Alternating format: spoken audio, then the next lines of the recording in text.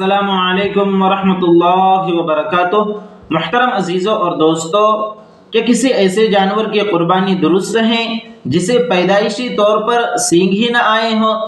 یا پھر اسے سینگ تو تھے لیکن بچپن ہی میں اس کے سینگوں کو جلا دیا گیا، یا پھر کوئی جانور بڑا ہے اور بڑے پن کے اندر اس کا سینگ کسی وجہ سے ٹوٹ گیا ہے، کسی جگہ سے اسے ٹکر ہو گئی یا کسی چیز کا مار اسے لگا اور سینگ ٹوٹ گیا، تو کیا ان جانوروں کی قربانی درست ہے؟ انشاءاللہ آج اس کی مکمل تفصیل ہم سمجھنے کی کوشش کریں گے۔ تو یاد رکھیے کہ اگر کسی جانور کو پیدائشی طور پر سینگ نہ آئے ہو تو اس کی قربانی درست ہے، اس کی قربانی میں کوئی حرج نہیں ہے،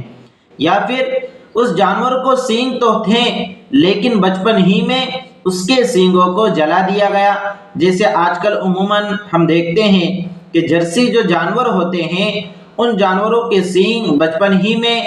ڈاکٹر کے ذریعے سے کسی گرم پانی اور کیل وغیرہ کو گرم کر کے اس کے سینگوں کو جلا دیا جاتا ہے، تو کیا ایسے جانور کی قربانی درست ہے؟ تو یاد رکھیے کہ اگر پیدائشی طور پر سینگ تھے لیکن بچپن ہی میں ان سینگوں کو جلا دیا گیا ہے تو اس جانور کی قربانی بھی درست ہے، اس میں کوئی حرج نہیں ہے۔ تو یہ دو مسئلے ہوئے، ایک تو وہ جانور جسے پیدائشی طور پر سینگ نہ آئے ہوں، اس کی قربانی بھی درست ہے۔ اسی طرح اگر کسی جانور کو پیدائشی طور پر سینگ تو تھے لیکن بچپن ہی میں کسی عمل کے ذریعے سے اسے جلا دیا گیا تو اس کی بھی قربانی جائز ہے، ان دونوں جانوروں کی قربانی جائز ہے۔ تیسرا مسئلہ کہ اگر کسی جانور کو بڑے پن میں، بڑی عمر میں سینگ کسی ایکسیڈنٹ کی وجہ سے اس کا ٹوٹ گیا، کسی جگہ اس نے ٹکر ماری سینگ ٹوٹ گیا، یا کسی چیز سے اس کو مارا گیا تو اس کا سینگ ٹوٹ گیا، تو کیا ایسی جانور کی قربانی درست ہے؟ تو یاد رکھیے اس میں یہ تفصیل ہے کہ اگر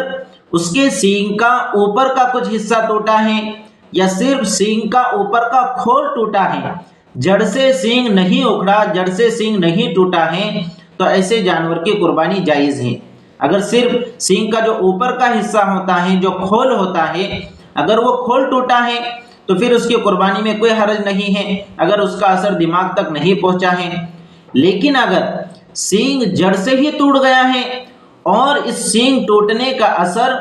اس جانور کی دماغ تک پہنچا ہے تو پھر ایسے جانور کی قربانی جائز نہیں ہوگی۔ اس مسئلے کو اچھے سے یاد رکھیں، قربانی کے ایام میں عموماً یہ مسئلہ پیش آتا ہے کہ سینگ ٹوٹے جانور کی قربانی درست ہے یا نہیں، تو اس میں یہ تفصیل یاد رکھیں کہ اگر سینگ